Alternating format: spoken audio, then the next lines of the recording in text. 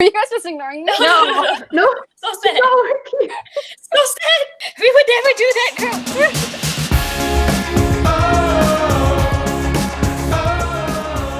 Hey, I'm Leanna. Hey, I'm Ili. Hi, I'm Marissa. Welcome to Pillow Talk, where we talk about all things love and relationship. As you can clearly see, this is still the MCO edition because we're still staying at home and practicing social distancing. That's right. And today our guest is someone amazingly strong and intelligent. She's doing a BA in politics and international relations, guys. Come on. You might have heard of her past relationship because, not gonna lie, it made a lot of people very, very, very angry.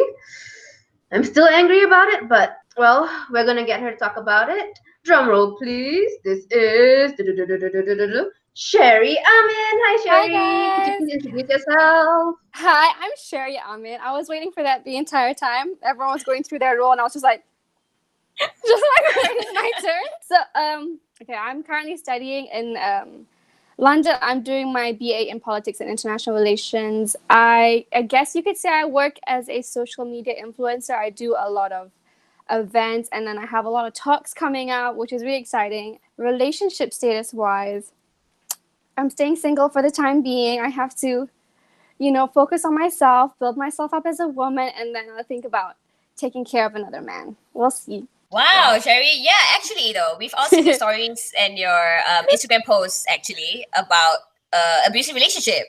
Yeah.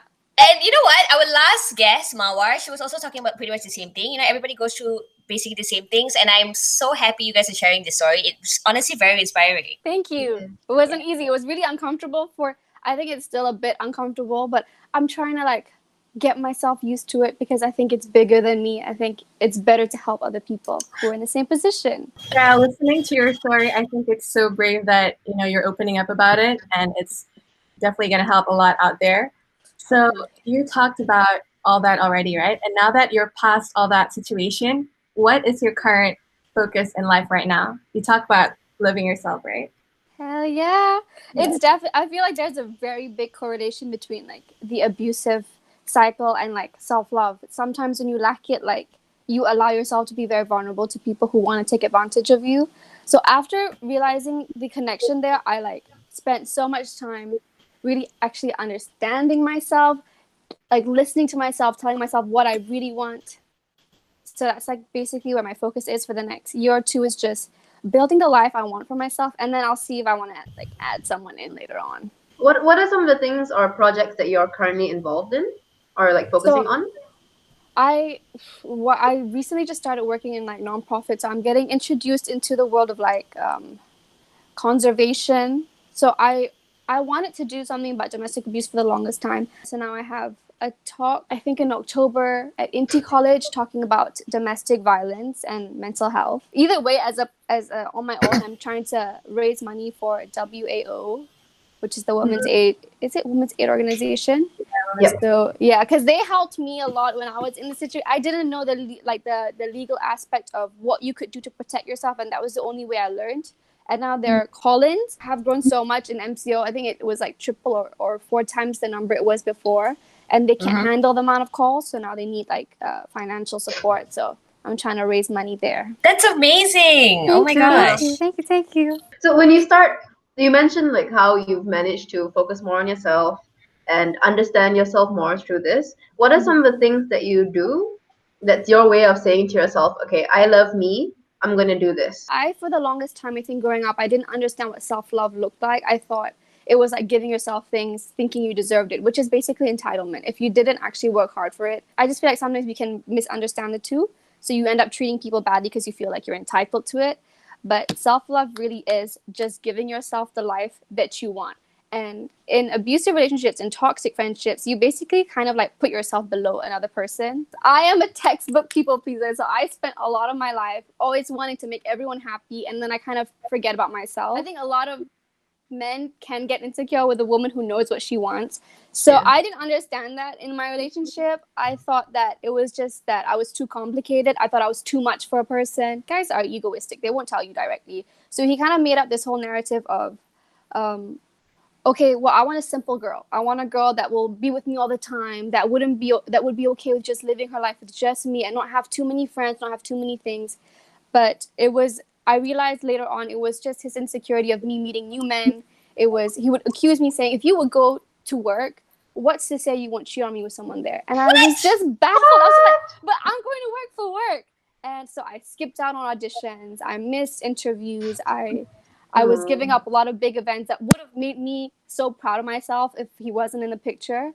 And then I found myself in this, I was literally like, I sat myself down. I was just like, so now I'm this woman. I tell my boyfriend all the time, oh, like, yeah, I can live a simple life. I can, like, move to the farm, raise a few cows. Like, I was telling myself that's what I wanted, and that's not what I wanted. I wanted a career. I wanted a life for myself. I wanted to achieve things. And in trying to, like, love myself, I stopped telling myself what he wanted was what I wanted. I started listening to, like, what I really wanted for myself. And when I started listing them down, I realized it just didn't fit me. Like, any of that, it didn't fit me. So now I don't think it's anyone's responsibility to make any other person happy but yourself first. Yeah, that is so true. I relate to that so much, because I'm a people pleaser as well. And I feel like every time I make them happy, I feel happy, but it's like actually, it's just for a short while, right? Yeah. You were talking about self-love as well. And I feel like in order to sort of find that self-love, you also need a good support system. So for you, like, what are the support system that you had during that journey of, trying to find yourself, and is it important to everybody? Yeah. It is definitely important. I would say self-love is boundaries. It's like knowing where the line is for other people to cross. And if you don't know it, you're going to be constantly stepped on. You're going to be constantly pushed around.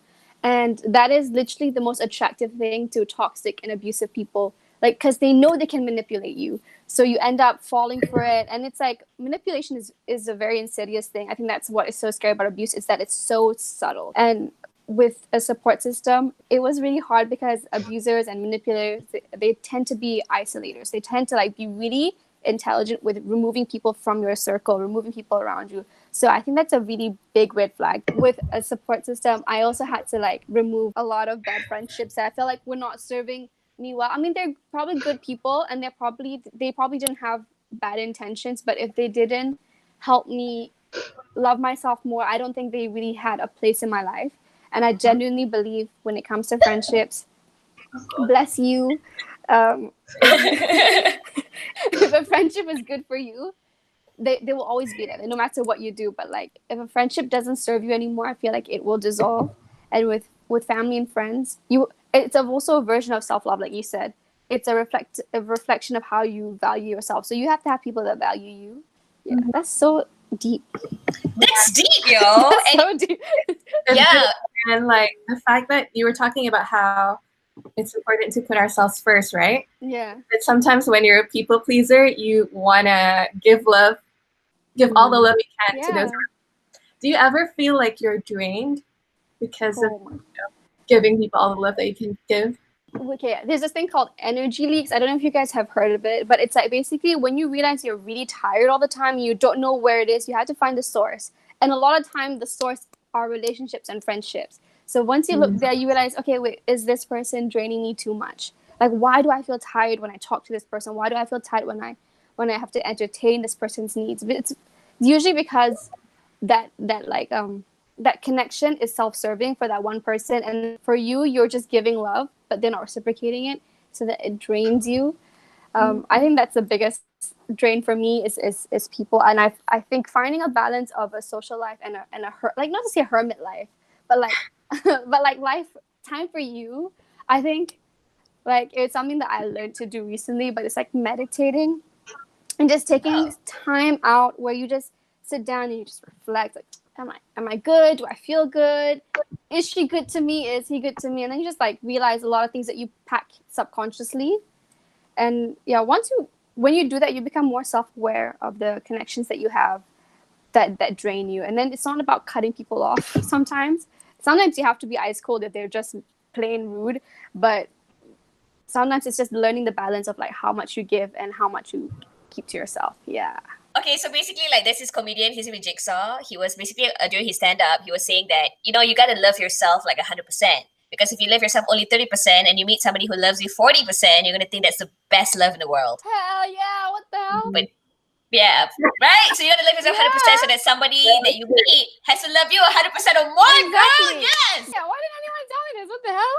It would have made more sense. I thought this guy loved me so much, but actually I just didn't know enough to know better.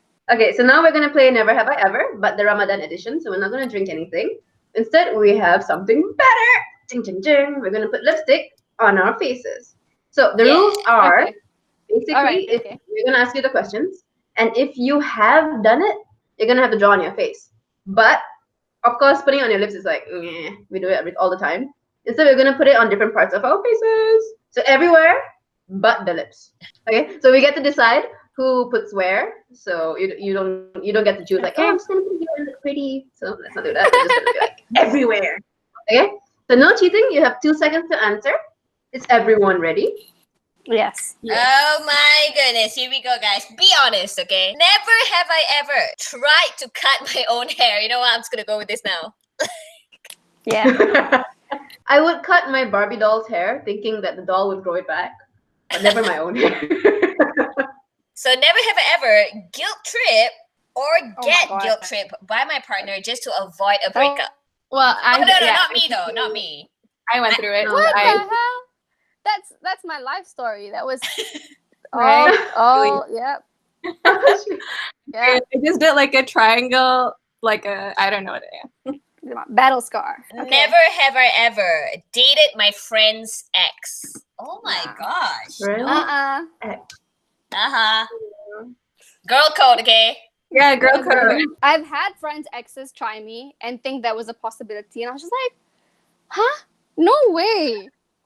Right? Tricks before dates, y'all. Next one. Never have I ever written a song or poem for someone. Shit! I literally just wrote one. You leave, like your forehead. You leave. All of my songs, guys. All of my songs.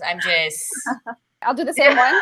I'm gonna give myself a heart because I just love. Okay, that's it, guys. Thank you for being honest. Obviously, I need to be the one posting up on Instagram. I'm sorry. So if there's one thing we can learn from this conversation is that there's no need to feel guilty about putting yourself first. Thank you, Sherry, for being here with us today and sharing your story. Do you have anything you want to say to anyone who's watching right now? Nothing more than just, learn what real self-love is and your life will be amazing. That's it. Yes, girl. Yes, girl, 100%. Yes, 100%. See you guys on the next episode. Take care and love yourself. Bye. Do all the parts that I know. So bad. Hi guys, I'm Sherry Amin and you're watching Likely. Don't forget to subscribe and follow them on Facebook, Twitter, and Instagram and YouTube at We Are Likely. It's you.